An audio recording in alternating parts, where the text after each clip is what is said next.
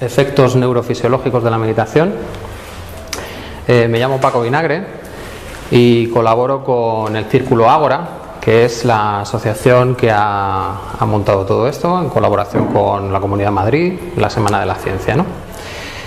Yo soy, de formación soy físico, luego pasé por la informática y ahora me dedico a trabajar con las emociones, el mundo emocional.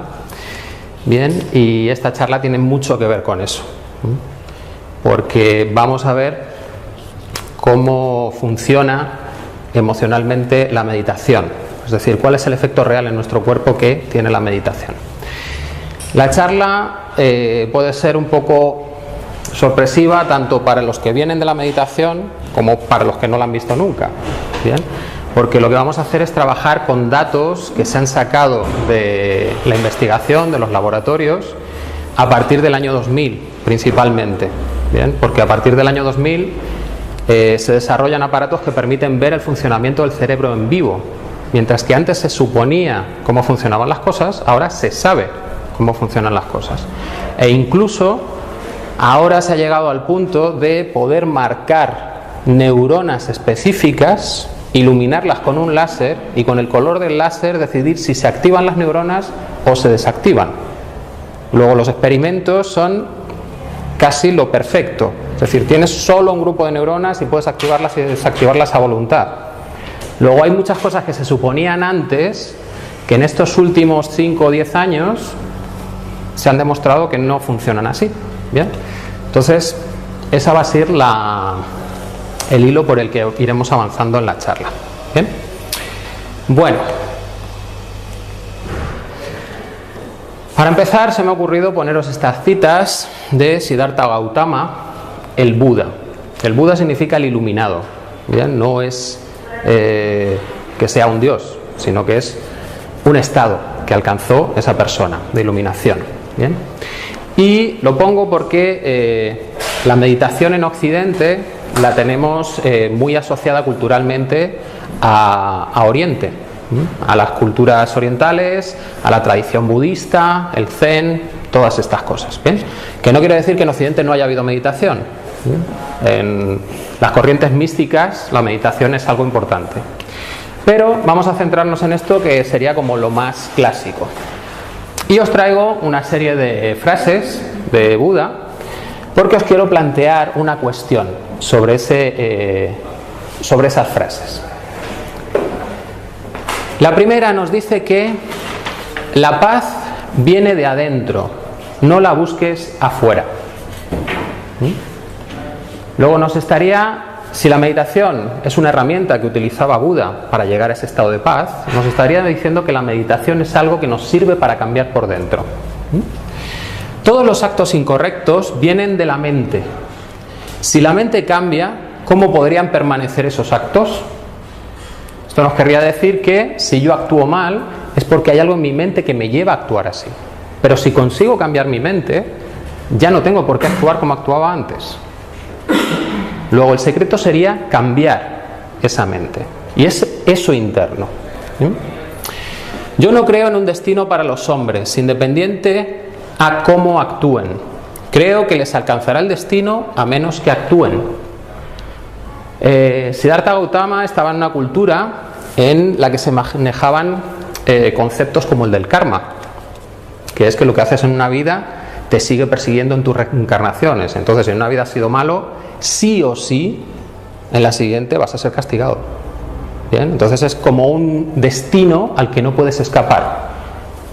En este caso, Siddhartha Gautama no está de acuerdo. Él lo que te dice es: el destino te alcanza si tú no haces nada por cambiarlo. Si no haces nada por cambiar eso interno, que te lleva a actuar de una determinada manera.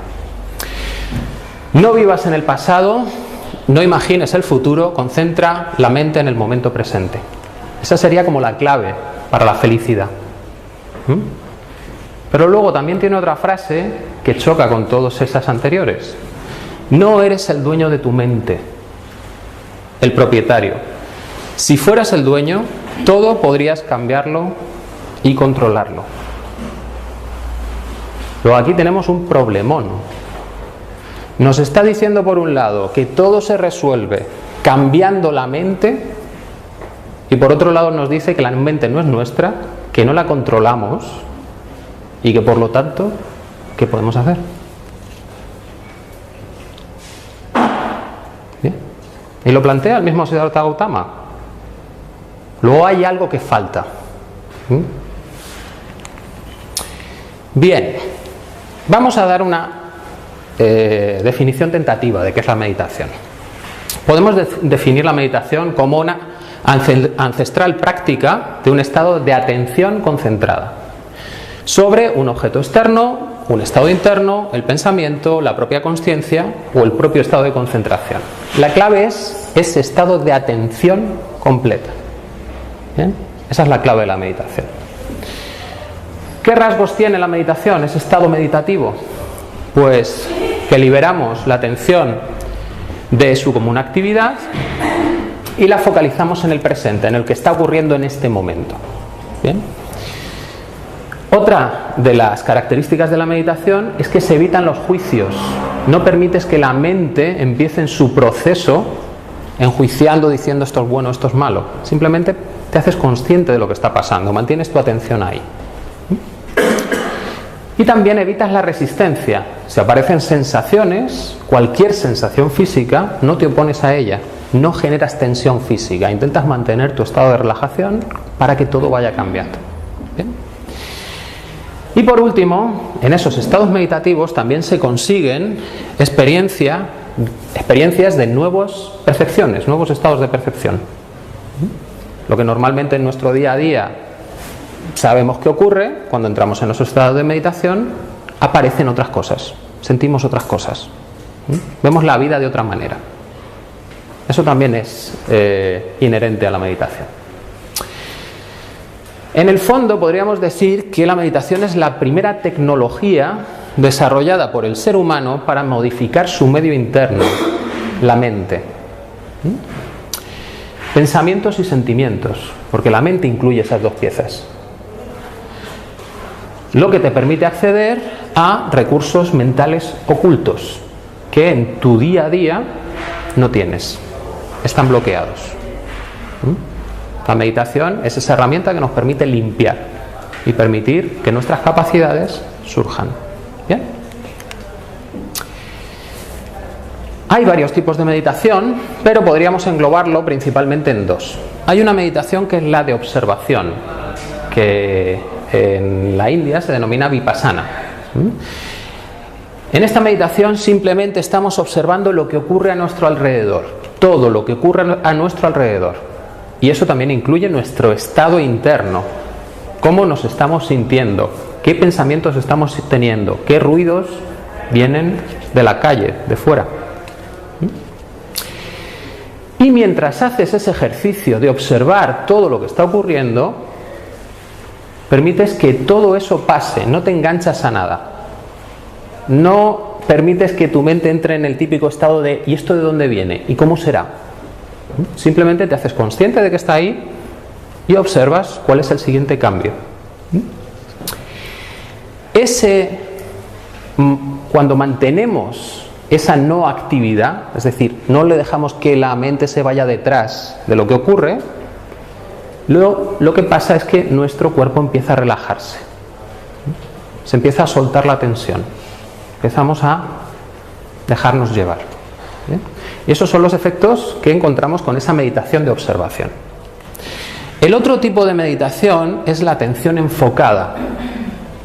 Realmente son muy parecidos porque los dos son un estado de atención, pero mientras que en la meditación abierta tú permites que todo pase, en la meditación enfocada lo que haces es centrarte en algo muy específico, que puede ser una sensación, el acto de pensar, observar o preguntarte cuál va a ser tu próximo pensamiento, o focalizarte en la luz de una vela.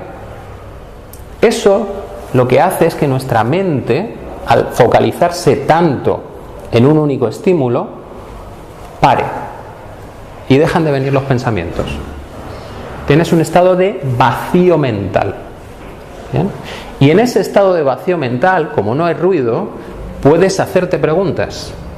Y si te haces preguntas, te vienen respuestas. ¿Bien? Que serían esas respuestas intuitivas. No sabes exactamente por qué, pero te parece una respuesta muy clara. ¿Bien? Luego, principalmente, este tipo de meditación es una herramienta. Una herramienta para llegar a esa sabiduría interior, mientras que el primer tipo de meditación es una herramienta de cambio interno. ¿Vale? Esto lo tienen bastante claro en Oriente, pero en Occidente no sé si está tan claro. Este señor es Upulga Magge, que es un maestro de meditación de Sri Lanka, y lo que nos dice es: si no cambiamos la mente, seguirá persistiendo la infelicidad. Lo mismo que decía Siddhartha. La depresión, la ansiedad, la amargura. Si la mente se encuentra feliz, el mundo es un paraíso y hay plenitud y ganas de vivir. Luego, el único secreto es ese: lograr cambiar la mente. El problema real no es el combustible que genera el exterior, sino el que causa nuestra propia mente, sus pensamientos y sus reacciones. Luego, cuando yo pierdo el control, no se debe a lo que está pasando fuera, sino a cómo está procesando mi mente eso que ocurre fuera. ¿Bien? Si logro cambiar esa manera de procesar de la mente, puedo mantener un estado de calma o de felicidad.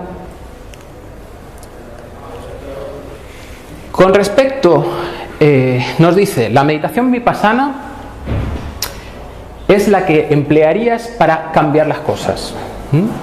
Con la meditación vipassana concedes valor a los problemas e incluso a las corrupciones de la mente, todos esos pensamientos negativos. Porque todo ello lo enfrentas, lo conoces y lo superas. Permites que venga, no reaccionas ante ello y al final se descarga. Los pensamientos pierden fuerza, las emociones se sueltan, la tensión desaparece. ¿Bien? Pero hay un problema con la meditación de atención plena, la samatha. En esa meditación lo que hacemos es apagar el combustible de nuestros pensamientos. No es que no se puedan generar, es que no los alimentamos. Y entonces llegamos a un estado de calma. Cortamos todas las experiencias sensoriales, no hay estímulos, porque nuestra atención está totalmente focalizada, y de repente nuestra mente queda en blanco y estamos en calma. Ese estado es como una droga. Te enganchas a ese estado. Si tu vida normalmente es muy agitada y te encuentras tenso, si aprendes esas técnicas de meditación, puedes acallar la mente en cualquier momento. Y es lo que tú estás buscando, esa calma. Pero en cuanto sales de ese estado de meditación, todo lo que había antes sigue ahí. Y vuelve. ¿Bien?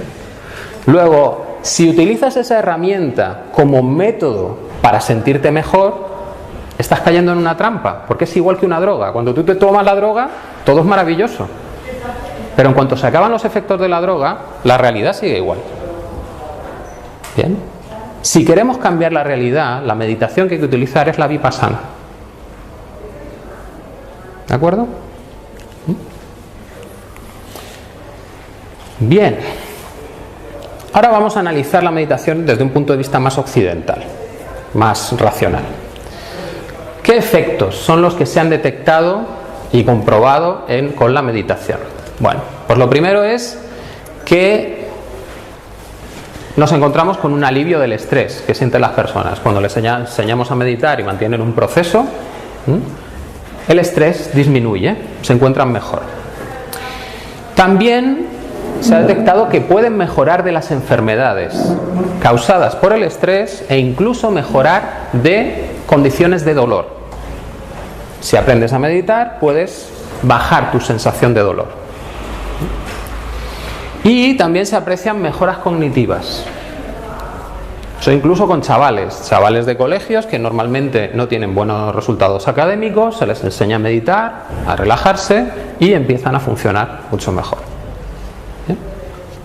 Pero también se detectan efectos negativos. Cuando meditas y tienes algún trauma o represión existente, es decir, has tenido situaciones conflictivas en tu vida que estaban tapados, cuando meditas pueden volver a activarse. E incluso si tienes una condición de psicosis, se puede activar la psicosis. ¿Bien? Eso también tendremos que entenderlo. Si analizamos bien la meditación, tenemos que entender por qué pasan esas cosas negativas. E incluso, si entendemos bien la meditación, podemos llegar a entender si la meditación misma es una herramienta para resolver esos efectos negativos. ¿Bien? Lo que nos cuentan los científicos en estudios del 2007 al 2012, en revisión de estudios sobre meditación, es que no se tiene claro cuál es el concepto de la meditación, el marco teórico de la meditación, ni siquiera hay una definición clara de meditación. Porque hay muchas diferentes, aparentemente. ¿Bien? Y que se debería tener un marco claro, porque si no, no sabes explicar las cosas. ¿Bien? Bueno, pues el objetivo de la charla entonces va a ser definir qué es la meditación, planteando un marco teórico que explique cómo funciona la meditación, qué efectos tiene, qué utilidad le podemos dar y cuál sería el modo eficaz de utilizar la meditación en la sociedad para generar un beneficio para la sociedad. ¿Bien? Porque uno de los métodos para utilizar la meditación lo tenemos claro. Te vas a un monasterio y meditas todo lo que quieras. Tú vas a estar feliz. ¿Pero eso sirve de algo en mi sociedad? ¿Apartarme de ella? ¿Bien? Si queremos mejorar la sociedad, pues entonces tendremos que buscar algún método de aplicación que nos lleve a todos a mejorar, ¿no? Bien, pues entonces, yo como vengo ya, os dije, de la parte de física de la ciencia, pues me da por ahí. Entonces vamos a analizar con el método científico lo que conocemos sobre la meditación a través de los estudios que se han hecho. Vamos para ello a recopilar observaciones de los efectos de la meditación. Vamos a contrastar esas observaciones con conocimientos de otros campos. Bien, porque si no abrimos el conjunto podemos buscar explicaciones que no encajen. Vamos a plantear un modelo de cómo funcionan las cosas y cuando tienes un modelo puedes hacer incluso predicciones. Y si las predicciones se confirman, quiere decir que tu modelo está bastante bien ajustado. Y finalmente vamos a sacar conclusiones. ¿Bien? Pues lo primero, cada vez que hablamos de ciencia, los modelos de la ciencia no son la verdad. ¿Bien? Verdad es una categoría muy allá de la ciencia. De hecho, hay un chiste en física que es: tú tienes un burro y puedes tener un burro esférico, ¿vale? O le puedes poner una cabecita y unas orejas, o incluso puedes hacer un dibujo. Cada uno de esos es un modelo que se aproxima más al real. ¿Bien? Dependiendo de para qué, el burro esférico te puede funcionar si simplemente intentas lanzar el burro por el aire. Si ya quieres saber cómo camina, necesitas ponerle las patas, y si quieres saber incluso cómo es su sistema digestivo, necesitas colocarle más piezas. ¿Bien? Luego, cuidado, los modelos científicos no son la verdad, son ajustes a una realidad que te funciona para lo que tú quieres. ¿Bien? Y siempre son modificables, porque podemos tener nuevas observaciones o añadir nuevos postulados. Los postulados son como verdades que son evidentes, ¿no? A cosas que son ciertas, evidentes, que luego puede resultar que no, pero vamos, es como trabajamos. Bien, pues en el caso del cerebro lo que tenemos que tener en cuenta es que el cerebro tiene una gran complejidad de conexiones. Entonces, saber cómo funciona realmente es muy difícil. Y los estudios que se hacen son sobre partes muy pequeñas y luego se van sumando datos. En ciencia también hay un problema. Se suele suponer que la suma de los datos te da el resultado completo, pero es que en el cerebro no tiene por qué ser así, porque cuando tienes dos piezas separadas y las juntas, esas piezas interactúan entre sí y son interacciones que tú no habías tenido en cuenta cuando estaban separadas. ¿Bien? O sea que ahí tenemos otro problema.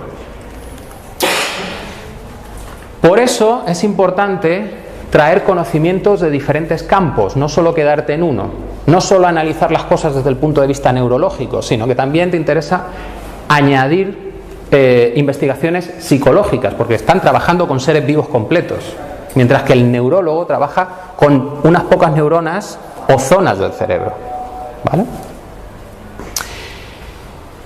Y en las investigaciones que os voy a ir enunciando, voy a poner solo un investigador, pero no es cierto, las investigaciones se hacen por muchas personas, pero si no, no me caben las diapositivas, o sea que, ¿vale? Seguimos adelante. Bien. Como os comentaba antes, para hacer ciencia lo primero que necesitas es poner una serie de postulados. Y los postulados son principios que se admiten como ciertos sin demostración, porque parecen evidentes. Y esto es una trampa en sí mismo. Parecen evidentes, pero puede que no lo sean y que ni sean ciertos. Pero para el trabajo que nosotros vamos a hacer, parece que funcionan. ¿De acuerdo? Luego vamos a hacer una serie de postulados para sacar conclusiones. El primer postulado que yo voy a utilizar en toda la charla es: los pensamientos, emociones, sensaciones y comportamientos son productos del procesamiento del cerebro. ¿Bien?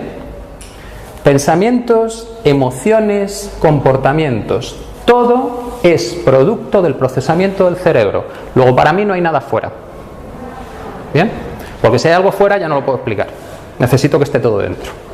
Otra cosa será que ese supuesto me explique bien el funcionamiento del cerebro o no. ¿Vale? Segundo postulado: no existe el azar en el procesamiento del cerebro. Porque si existe el azar no puedo explicar nada. ¿Bien? Para mí el cerebro sería como un ordenador. En el ordenador no hay azar. Está programado, todos los unos y los ceros, cómo se van moviendo, está programado. En el cerebro es exactamente igual. Está todo programado. Otra cosa es que no sepamos cuál es la programación. ¿Bien? Y por último, el último postulado sería que toda experiencia modifica el cerebro físicamente. Y aquí os he hecho un poco de trampa porque realmente esto no es un postulado, esto está verificado. Se llama neuroplasticidad. Y esto se sabe gracias a esos aparatos que os comentaba que aparecieron a partir del 2000. Antes se suponía que el cerebro solo cambiaba cuando eres niño. ¿Y por qué lo sabes? Porque el niño tiene una cabeza así y luego se le hace así. ¿Bien? Luego algo tiene que cambiar. Pero una vez que tienes la cabeza gorda, ya eso no cambia nunca. Falso. El cerebro está continuamente modificándose en cuanto tiene experiencias nuevas. De hecho, en cuanto tiene cualquier experiencia. Pero las experiencias nuevas le obligan a generar conexiones nuevas. Las experiencias repetitivas lo único que hacen es reforzar las que ya existen. ¿Bien? Cada vez que hay experiencias nuevas se generan nuevas conexiones entre neuronas. Aparecen apéndices en las neuronas que se llaman dendritas y van conectando unas neuronas con otras. En el cerebro hay 80.000, 100.000 neuronas, 100.000 millones. Cada una de esas neuronas puede tener hasta 10.000 dendritas, es decir, 10.000 conexiones con neuronas que estén cerca. Luego tenemos una capacidad de interconexión en el cerebro alucinante. Ningún ordenador tiene esa capacidad. Richard Davidson, que ya lo comentaré después, es uno de los investigadores neurólogos que suenan hoy en día, dice que el entrenamiento mental de la meditación no es diferente a la adquisición de las habilidades de cualquier otra disciplina y produce cambios en el cerebro como aprender cualquier otra cosa. Si aprendo a jugar al parchís, se van a producir cambios en mi mente. Si aprendo a meditar, se van a producir cambios en el cerebro. Bien. Y acabo de utilizar mente y cerebro así, cambiando la palabra fácilmente, porque para mí la mente y el cerebro es lo mismo. La mente sería como el proceso final de lo que ha hecho el cerebro. ¿Bien? Bueno, pues nada, le ponemos un casco de estos que detecta cómo funciona el cerebro a un meditador y vamos a ver qué sacamos de él. Lo primero, vamos a ver si esos efectos que nos han contado se pueden aplicar a nuestros conocimientos sobre el cuerpo humano. La meditación nos decían que mejora el estrés, el dolor y la enfermedad. Bien, lo primero que tenemos que entender es qué es el estrés. El estrés no es más que una respuesta del cuerpo ante una amenaza que detecta el cerebro. Bien, esa respuesta es un cambio, provoca un cambio fisiológico. Se segregan una serie de hormonas y se producen una serie de cambios en el riego sanguíneo. Esas hormonas van a hacer que el metabolismo funcione de otra manera y el riego sanguíneo se envía con más intensidad a los órganos que nos van a mantener vivos en los próximos segundos y se reduce el riego sanguíneo a los que no nos van a mantener vivos en los próximos segundos. ¿Bien? Entonces, el sistema nervioso, los sentidos, el pulso, respiración, tensión muscular, todo eso recibe más sangre. El sistema digestivo, el inmunitario a largo plazo, el sistema reproductor y las zonas del cerebro de la función intelectual reciben menos sangre. Y todo eso, si lo pensamos bien, tiene sus efectos. Si tenemos un estrés crónico, todas esas zonas que reciben menos sangre empezarán a fallar. Efectos del estrés crónico: desgaste en funciones bioquímicas cerebrales, endocrinas e inmunológicas. Es decir, el estrés ya me va a generar problemas y gordos. Crónico, es decir, mantenido durante mucho tiempo. También voy a tener problemas de memoria. Me va a inducir a un consumo excesivo de calorías, que me lleva a que suba el cortisol, glucosa e insulina, y eso promueve la obesidad, la diabetes, problemas cardiovasculares. O sea que todo es una cadena. Y tiene influencia directa el estrés crónico en los procesos inflamatorios. Alergias, problemas respiratorios, asma, artritis reumatoide, problemas cardiovasculares, depresión, insomnio y fatiga crónica. Luego, eso, ¿qué podemos decir? Ay, es que tengo estrés. Como, bueno, no pasa nada. No, como tengas estrés crónico, el cuerpo se empieza a escacharrar. ¿Bien? Luego, si la meditación consigue bajar ese estrés, todos estos efectos deben empezar a mejorar. Revertimos el proceso. Porque lo que ocurre con el estrés es que no permitimos la regeneración del cuerpo. Bien, también se mejoraba el dolor. El dolor es una percepción en la que están incluidas tres partes en el cerebro. Una parte simplemente está detectando dónde está el dolor y cuál es su intensidad.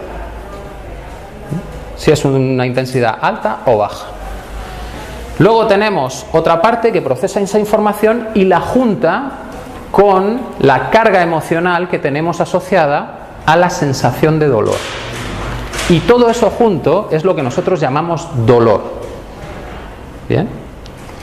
Si se daña la conexión entre esta parte y la que asigna el componente emocional, tenemos casos de personas que pueden perfectamente perforarse un brazo o partirlo, saben que está roto porque lo sienten, pero no tienen la reacción emocional que tenemos nosotros de peligro. ¿Bien? Porque como la información no se asocia a una emoción, para el cerebro no es importante. ¿Bien? De hecho, hay niños que nacen así y pueden venir perfectamente con un cristal atravesándoles el pie, están sangrando y no tienen problema. Saben que hay un problema ahí, lo notan, hay un cristal. Pero si no tengo asociado que eso es un peligro, pues no pasa nada. ¿Vale? Bien, pues entonces, en las investigaciones que se han hecho sobre el dolor, se ha encontrado que cuando se reduce la intensidad del dolor, la meditación lo que hace es bajar la activación de la zona del cerebro que procesa la intensidad de la señal, ¿vale? La primera zona. Si baja la intensidad de la señal, pues entonces notas menos dolor. ¿Bien? Pero también puede bajar el desagrado al dolor, es decir, el componente emocional. Las dos cosas se pueden bajar con meditación. Pero también tenemos investigaciones que nos dicen que esos efectos son reales mientras sigas meditando. Cuando dejes de meditar, el dolor vuelve. Luego es algo que también tenemos que ser capaces de explicar. ¿Por qué el dolor vuelve?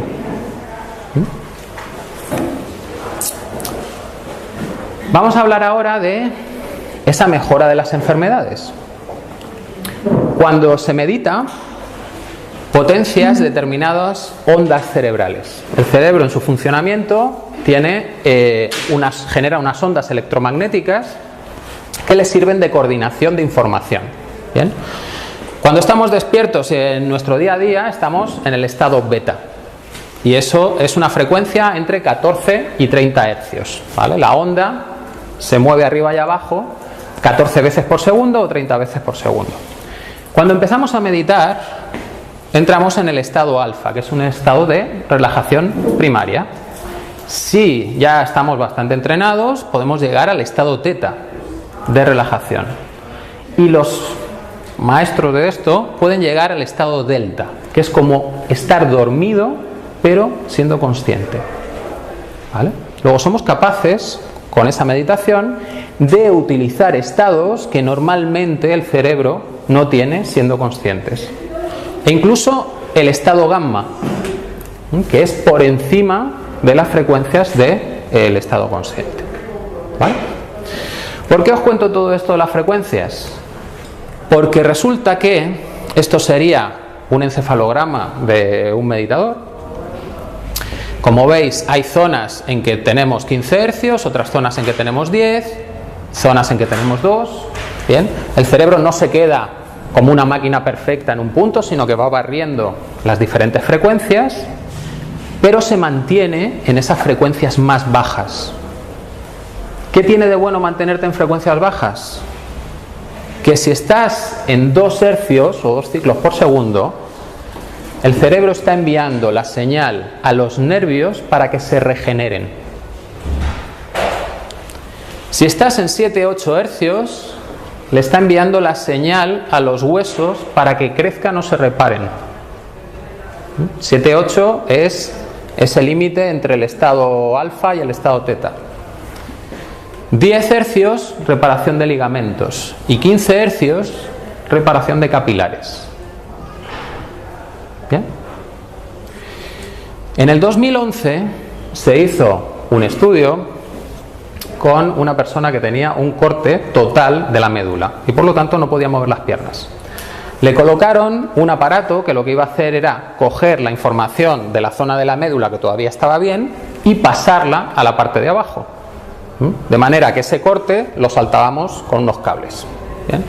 Para poder colocar el aparato, estimulaban a la médula con 2 hercios y la estuvieron estimulando durante un tiempo para que se generase la conexión. Bien, funcionó. El aparato, cuando estaba puesto y estaba activo, hacía que la persona pudiese mover sus piernas, pero necesitaba el aparato.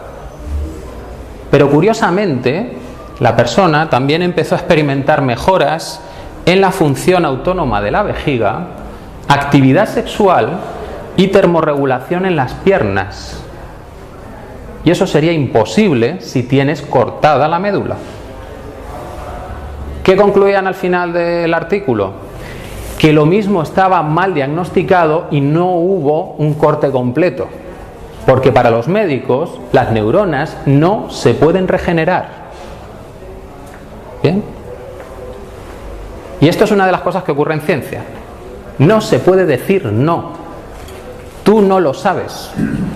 No se puede demostrar que algo no existe. ¿Bien? Es imposible. Con que haya un caso ya se ha cargado tu idea. ¿Vale? Si nosotros creemos que sí que se pueden regenerar esos nervios y este sería un caso, una evidencia, cambia totalmente la terapia. Ya lo que te dedicarías es a generar esas frecuencias para que el propio cuerpo se pueda sanar, en vez de poner aparatos intermedios que faciliten lo que el cuerpo no es capaz de hacer. ¿Bien? Todo esto ocurre porque los nervios que vienen desde el cerebro a todo el cuerpo están recubiertos por lo que se denomina el sistema perineural, que lo envuelve. El sistema perineural funciona con corriente continua, mientras que las neuronas serían como nuestro sistema digital de los ordenadores. ¿Pasa la corriente? No pasa la corriente. ¿Bien? El sistema perineural es el antiguo evolutivamente hablando y es el que controla la regeneración y la curación de tejidos.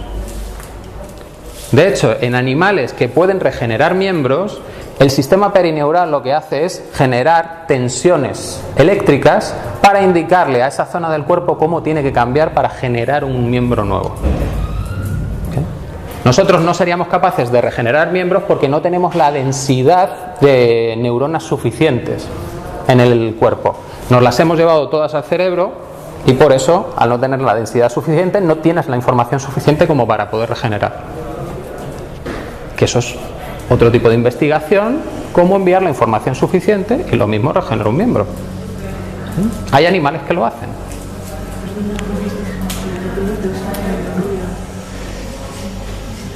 Bien, vamos un paso más allá. Este es un estudio de el efecto de meditadores expertos sobre los genes, la expresión de los genes en las células. Cuando hablamos de estrés, nos solemos quedar en la parte de arriba, nos dan la impresión como que el estrés es algo que me creo yo, me sugestiono y que podría cambiar de alguna manera, pero que no tiene un efecto tan profundo. Lo que encontramos es que el estrés es capaz de cambiar la expresión de los genes, haciendo que funcionen, creando proteínas que en un estado de tranquilidad no se generarían. Y esas proteínas tienen unas funciones diferentes. ¿Bien? Luego el estrés me cambia hasta a nivel de ADN genético. ¿Qué ocurre cuando meditas? Que inviertes esa activación de los genes. Y los genes que se activaban con estrés se apagan y se activan los genes de crecimiento, de regeneración. ¿Bien? Estos experimentos además fueron hechos con células sanguíneas. Y las células sanguíneas principalmente también contienen las células del sistema inmunitario.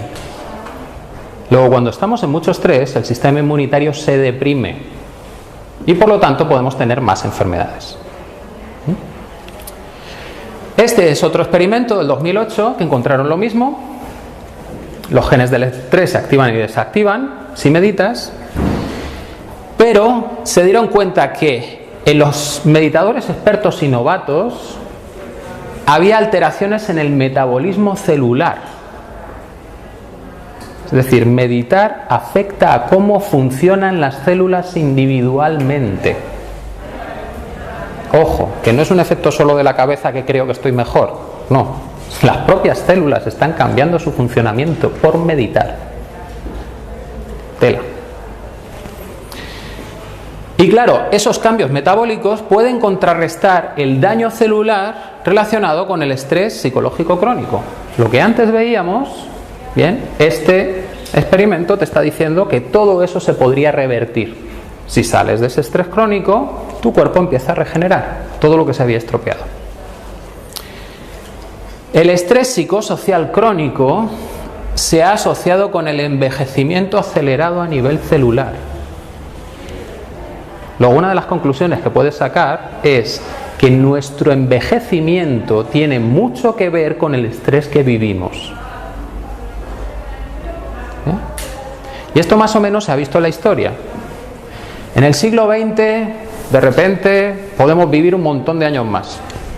Y no solo vivir un montón de años más, es que parece que somos más jóvenes a edades más adultas. ¿Bien? En el siglo XX, sobre todo, lo que ha habido es agua potable, higiene, buena comida y mejores condiciones laborales. Es decir, menos estrés. ¿Bien? Lo que permite que el cuerpo funcione mejor. ¿Qué pasaría si todavía fuésemos capaces de reducir más ese estrés? Pues que iríamos alargando cada vez más nuestro envejecimiento.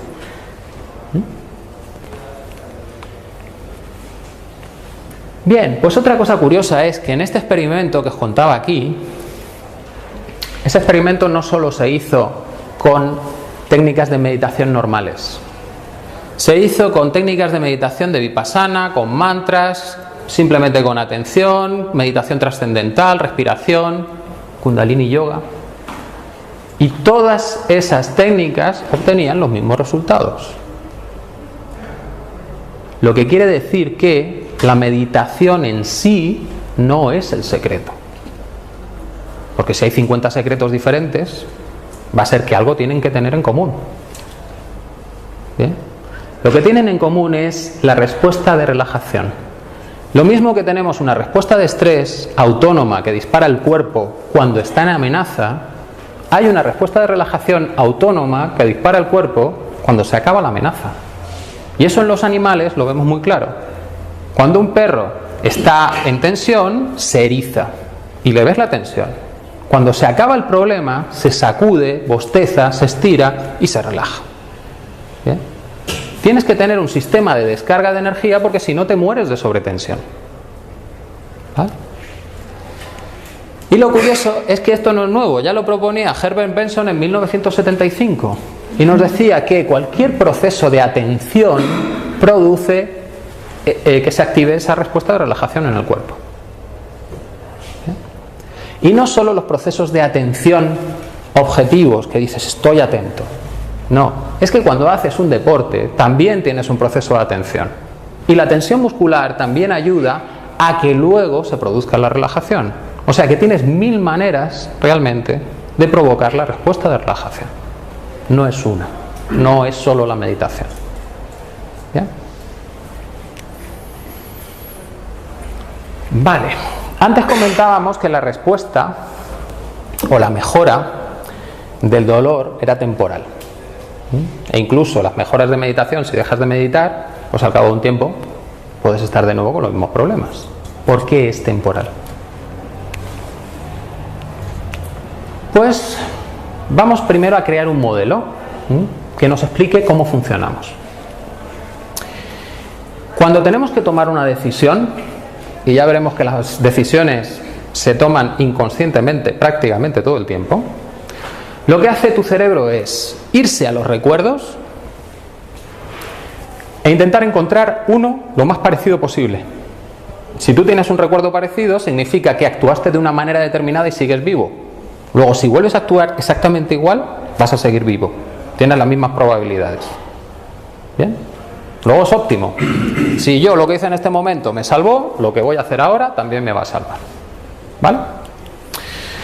Este sería el sistema. Vamos acumulando recuerdos. En los recuerdos se guarda la información que captan nuestros sentidos externos, nuestro estado emocional metabólico, cómo está nuestro cuerpo, cuál es la presión arterial, cuál es el riego sanguíneo en las diferentes partes para actuar más rápido, y los pensamientos que tuve. Todo eso se guarda en el recuerdo. Cuando yo tengo que tomar una decisión, o más bien cuando mi cerebro tiene que tomar la decisión, lo que hace es empezar a abrir los recuerdos para encontrar cuál es el similar, el que se parece. En el momento en que lo encuentra, puede ser que encuentre más de uno. ¿Cuál es el que gana? El que llega a mi consciente, el que tiene la emoción más intensa, porque la emoción es lo que dice si algo es importante o no. Si la emoción es baja, no es importante; emoción muy alta, crítico. ¿Bien?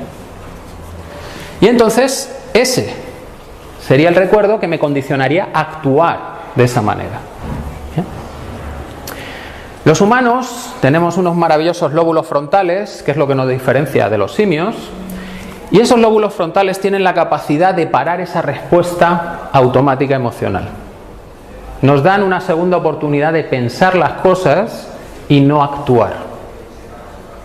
Pero solo en determinados casos. Cuando la emoción que está guardada en el recuerdo no es tan intensa como para que se me dispare un estrés alto. Porque si se dispara el estrés alto, ¿os acordáis que se reducía el riego sanguíneo a las partes racionales del cerebro? Los lóbulos frontales. Luego lo que queda es que el sistema límbico, el que ha generado esto, es el que manda. Y por lo tanto, tira con esa acción. De hecho, no eres ni consciente de lo que estás haciendo hasta un tiempo después. Esto es una investigación del 2002. Gracias a que tenemos aparatos que son capaces de ver el cerebro vivo funcionando. Hay dos caminos para las respuestas del cerebro ante los estímulos externos. Hay un camino largo que pasa a través del córtex, la parte esa que asociamos nosotros a la racionalidad y al ser humano, Y hay un camino corto que va directamente a la amígdala. No pasa por el córtex. Que entre aquí significa que lo que ha procesado el cerebro tiene una carga emocional muy intensa y la respuesta tiene que ser lo más rápida posible. El córtex es muy lento procesando. Muy lento porque procesa muchísima información a la vez. La parte que es rápida es la del cerebro reptiliano, la parte evolutivamente más antigua de nuestro cerebro. Esa reacciona en milésimas de segundo, mientras que el córtex necesita segundos. Luego, si quiere mantenerse vivo el cuerpo, ante un estímulo muy amenazante, lo que hace es actuar. Punto. No proceso más información. Por lo tanto, en ese momento nos damos cuenta que estamos actuando, el cuerpo ya ha hecho todo lo que tenía que hacer, y el consciente que viene luego dice, ¿qué estoy haciendo? ¿Bien? Luego, las soluciones que te dicen controlan tus pensamientos son de gente que no tenía una resonancia magnética para ver que no funciona, que es que el cuerpo va antes de lo que tú crees que funciona. No es posible controlar tu mente. Ya lo decía Gautama. ¿Y entonces qué hacemos? Si no es posible controlar nuestra mente y todas las respuestas que nos han dado es controla tu mente, porque si la controlas entonces serás feliz. ¿Qué hacemos? Bien, os voy a dar un ejemplo de lo rápido que es el procesamiento interno del cerebro. Hay un experimento en que se ponen dos mazos de cartas, uno azul y otro rojo. En los mazos hay cartas que te dan dinero y hay otras que te quitan dinero. El mazo azul, lo que ganas es poco, lo que pierdes es poco. El mazo rojo, lo que ganas es mucho y lo que pierdes es mucho. Cuando haces el experimento a la gente no le dices eso. Simplemente le dices, hay dos mazos, coge del que quieras. Bien. Cuando la persona se hace consciente de que el mazo rojo es más arriesgado, ha sacado 80 cartas. Cuando tiene la intuición de que el mazo rojo es más arriesgado, ha sacado 50. Cuando le sudan las manos cada vez que va a coger una carta roja, solo ha sacado 10. ¿Bien? Luego el cuerpo recoge muchísima más información y procesa e interrelaciona toda esa información a una velocidad increíble, con muy pocos datos. Lo que pasa es que nuestro consciente necesita estar muy seguro. Bien, ¿qué programa el que un estímulo vaya por la respuesta larga o vaya por la respuesta corta? Pues lo programan las vivencias que tenemos. Pero es que esas vivencias se van programando en nuestra vida desde que nacemos. Este estudio del 2009 lo que hicieron fue coger a las crías de una rata y separarlas de ella nada más nacer 3 horas al día. Cuando se hicieron adultas esas ratas, estaban menos capacitadas para actuar correctamente en situaciones de estrés. Y tenían una memoria más pobre. ¿Te acordáis que el estrés afectaba a la memoria? ¿Por qué? Porque se había producido un cambio epigenético permanente. Epigenético quiere decir que no se produce directamente en los genes, sino en la manera de leer el gen. ¿Bien? La célula puede apagar determinados genes o puede activarlos. En este caso, había activado una hormona que le hacía sobre-reaccionar a la rata. Si se le inyectaba un compuesto que anulaba la hormona, la rata volvía a funcionar correctamente. Parecía que no tenía problemas con el estrés. ¿Bien? Luego, nuestro comportamiento está asociado a esas vivencias que producen cambios hasta a nivel genético. ¿Vale? El profesor Hans Reuel, de la Universidad de Bristol, dice que hay evidencia clara de que adversidades como el abuso o el abandono durante la niñez contribuyen al desarrollo de enfermedades psiquiátricas como la depresión. Bien, este hombre dice que hay evidencia, pero es que hay más que evidencia. Hay un estudio hecho a largo plazo y con muchas personas que lo que dice es que las personas que han vivido situaciones adversas en la infancia, que son abandonos, abusos, divorcios de los padres, que no es tan incomún, ¿no?, y situaciones muy impactantes para los niños, todo eso afecta al desarrollo de su cerebro. Luego, de mayores, pensarán y actuarán de una manera condicionada por ese desarrollo. No es que quieran ser malos, es que no pueden pensar de otra manera, porque su cerebro se ha modelado para actuar así.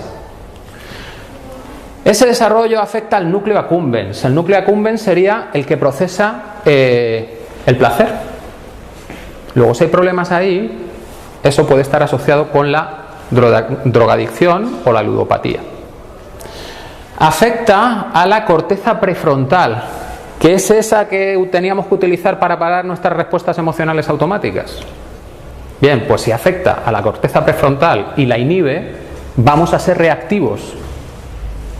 Siempre vamos a actuar antes de pensar. Cambios significativos en la amígdala. La amígdala es la parte del cerebro que procesa la carga emocional del miedo y el placer. El primer procesamiento. A esa que le enviaban la información cuando iba por la ruta corta. También va a afectar al desarrollo del sistema inmunológico, el sistema endocrino y la forma de leer y replicarse de nuestro ADN. Es decir, afecta entero a nuestro cuerpo, de arriba a abajo. Las experiencias adversas. Vamos, resumiendo, que puedes perder hasta 20 años de vida, dependiendo del número de situaciones adversas que tuviste en tu infancia. Pero resulta que últimos estudios, 2013, nos dicen que no solo viene esa información de tu vida, es que la puedes traer en los genes. Y entonces cuando naces ya vienes condicionado a reaccionar de una determinada manera. Las experiencias de uno de los padres, incluso antes de la concepción, influyen notablemente tanto en la estructura y función del sistema nervioso de las generaciones posteriores. En este caso lo que se hacía era coger una rata, condicionarla para que huyese del olor de la flor de cerezo, eran ratas macho, y los hijos y los nietos huían del olor de la flor de cerezo. Se condicionaba la rata macho para descartar que esa información hubiese podido llegar durante la gestación. Con lo que solo te queda la posibilidad de que esa información haya pasado a través de los genes. Este estudio lo que querría decir es que nuestras vivencias emocionales importantes se almacenan en los genes. Nuestras células son capaces de coger esa información y codificarla en los genes y pasársela a las siguientes generaciones. Bien. Luego esto también es otro salto cuántico. Las células pueden modificar su ADN, no es el azar maravilloso este. No, son las propias células las que saben hacerlo. Bien. Y si saben hacerlo, pueden deshacerlo.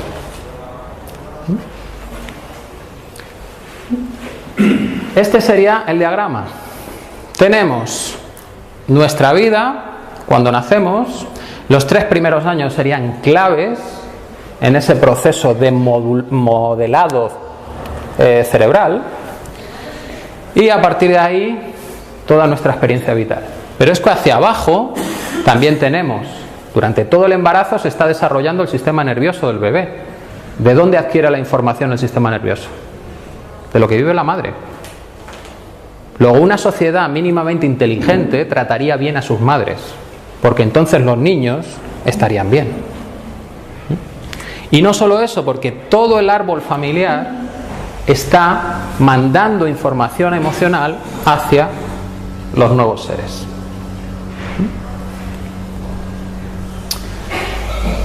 Y ahora nos empezamos a explicar por qué las cosas no son permanentes, sino que duran un tiempo.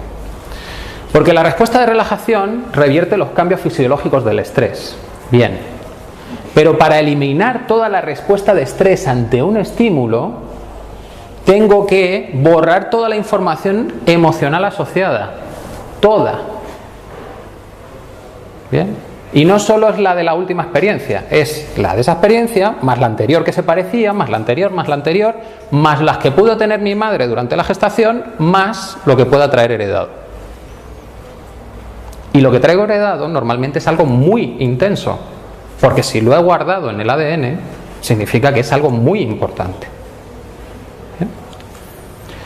Si no se borra toda la programación, viviré de nuevo situaciones parecidas y la respuesta de estrés se irá reforzando, con lo que al final vuelvo a los mismos síntomas. ¿Vale? Bueno, pues entonces, ahora nos queda la cosa de, bien, pues ya sé que tengo toda esa programación, pues me interesa saber cómo se hace ese aprendizaje y sobre todo, cómo se deshace ese aprendizaje. Vamos a ver cómo se hace. Bien, el cerebro ya os dije que es muy complejo, pero reduciendo mucho las cosas, para aprender necesitamos dos piezas, el hipocampo y la amígdala.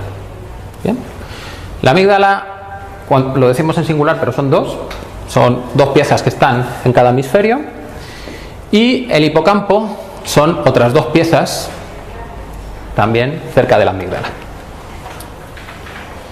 El hipocampo, su función es procesar y transferir los recuerdos entre corto y largo plazo. En el hipocampo estarían almacenados los recuerdos a largo plazo. Las señales de la amígdala son las que inducen al hipocampo a guardar los recuerdos. Es decir, la amígdala, que es esa que procesa la información emocional, es la que le va a decir al hipocampo: oye, este recuerdo es importante, guárdalo. Además, el hipocampo tiene una población de células madre que genera nuevas neuronas todos los días, porque son las que utiliza para generar los recuerdos nuevos. Esas neuronas recién nacidas son las que ayudan a guardar la información contextual, muy importante. En el hipocampo se guarda el contexto de lo que ocurre, no la emoción que siento mientras eso ocurre. Eso se guarda en la amígdala. Y en situaciones de estrés, el hipocampo genera muchas más neuronas que, si el estrés desaparece, se utilizan para guardar el recuerdo. Es decir, si viví mucho estrés y lo solucioné, es importante guardarlo. Pero si el estrés es a largo plazo, es crónico, esas neuronas mueren.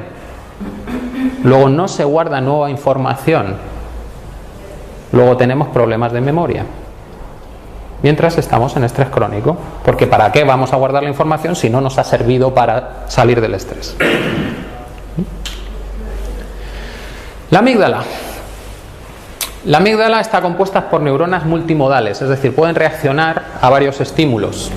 Reciben aferencia, es decir, información de todas las áreas asociativas del cerebro. Luego es el punto neurálgico donde se procesa la emoción y a dónde tiene que ir esa respuesta.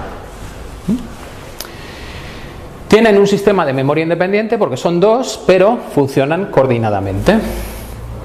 Y asocian las propiedades emocionales a la memoria episódica contextual, la del hipocampo.